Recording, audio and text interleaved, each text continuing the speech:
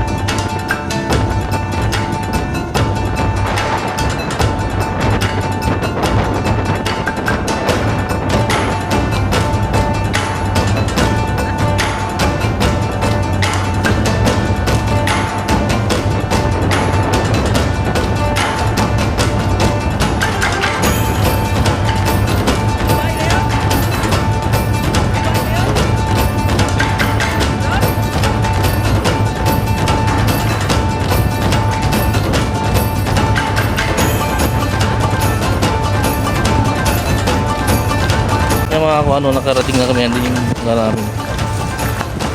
Parang natanggal yung likod ko. So andito na tayo sa kaharian ni Aris. Ayun si Aris. Siya yung hari dito sa sarili niyang bahay. Ay, may taas pala to, Riz? May second floor yan kaya. Pero ang second floor niyan, ganito rin lahat. Okay. Okay. So, nasa gitna ito ng dagat mga kakuha, no? Tingnan natin, no? Sa gitna ng dagat. Yung bayo. Ayan.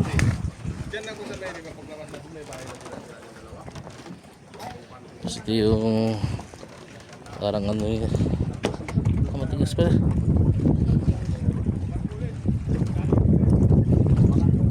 Ayan. So sa gitna ng dagat mga ano, yung treasure daw, yung sign nandun. So titignan natin bukas yun. Nandun. So isla. Ayun, yung Balabac. So open na to, open sea na to. Papunta na yan ng Malaysia. So sa nakikita nyo yung mga bangka na lang yung isla. Yun, may mga dala. Yung iba doon, may isla. So ito yung bahay na to. So dito nila yung mga makukuha nila sa dagat. So yung bangka, ayun yung bangka. Tinakbo namin ng doon galing ko po dito. So mga 25 minutes na takbo. So update ko kayo mga ko mamaya. So ayun mga ko ano, pupuntahan namin yung may sign doon. Tingnan natin kung ano yung mga sign doon kasi may nakaharap dito na pato eh. So tingnan din natin yan. Mga possible na pwedeng pinaglagyan.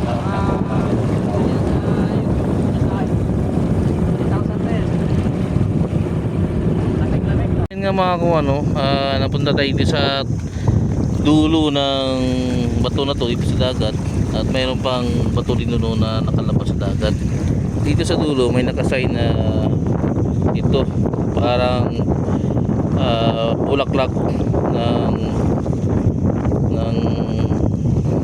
halaman, no? Parang bulaklak ng halaman. At dito naman ay mayroong mga butas-butas na parang paa.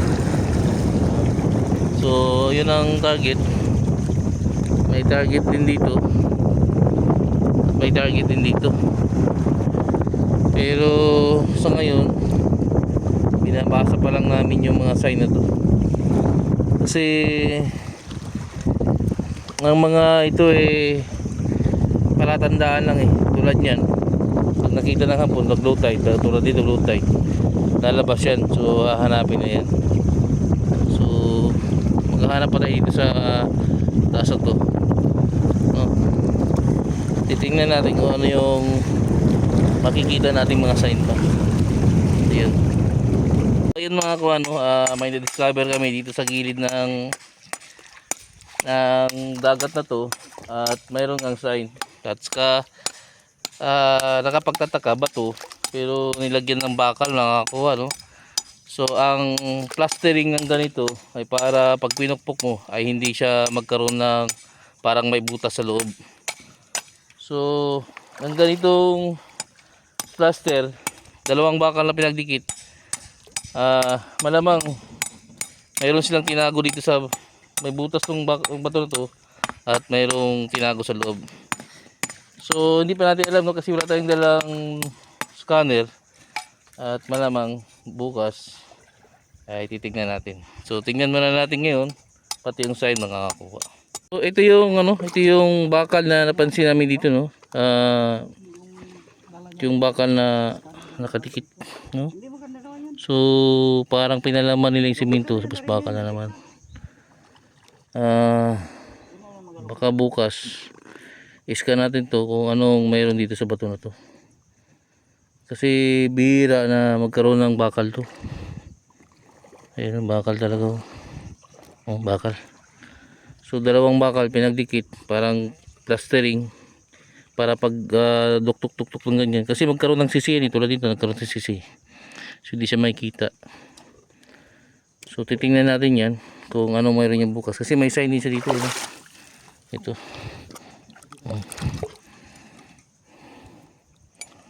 So baka mayroon silang itinago dyan. Bukas malalaman natin bukas. Iikutin namin tong isla. Mayroon dong sign dito, tingnan natin. Dito sa kabila.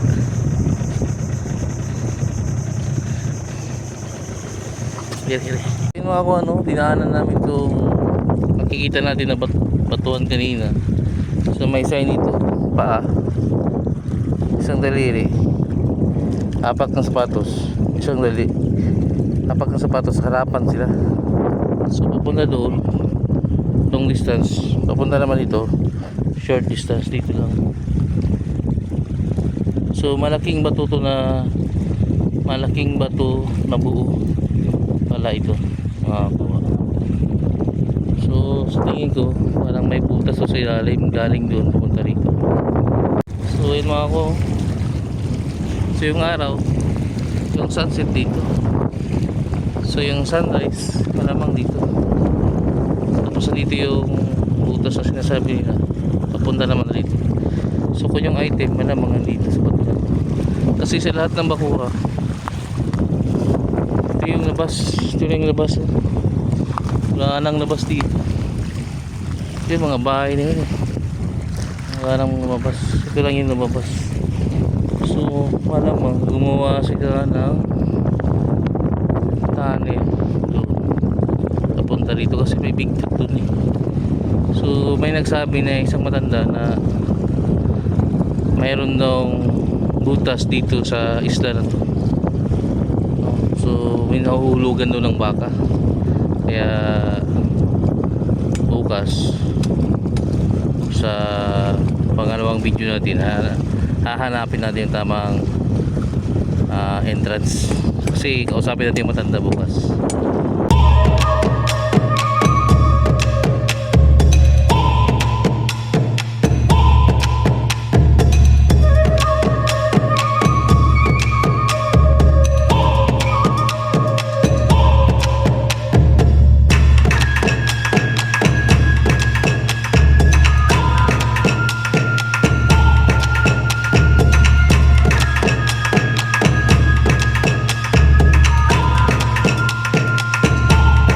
Ayun nga mga kung kaya pala tinawag na napakagandang sunset dito sa Ligas Point dahil totoo nga talaga malinaw, malinis, magandang pag sunset dito at saka sunrise. Well known yun sa buong mundo ang pag sunset dito sa Balabac. Saka malaki ang kuran dito, malaki ang bakura nila. Tapos doon lang yung mga may mga parang kanal sa nila na malalim. So dito wala silang problema sa ulam, wala silang problema sa pang-araw-araw nilang kakainin kasi malapit na sa dagat at mababaw. So napangalagaan nila ang kanilang kalikasan. Itong mga lahing bulbog napakababait pala nila. Ibang-iba sila sa ibang mga Muslim naman yun. Sila, hindi naman sila yung yung mga tao abuso, hindi. Tumitingin sila kung ano rin ang nararapat na respeto. May bibigay mo rin sa kanila. So ang pangunahing pagkano dito yung pangingisda. Ang pangunahing anak buhay nila. So pinapangalagaan talaga nila yung isda. So iba naman sila sa mga badyaw, ibang-iba sila. Sila naghahanap buhay talaga. Kahit yung bahay nila andun sa mga gitna ng bakura ay tahimik at walang gulo.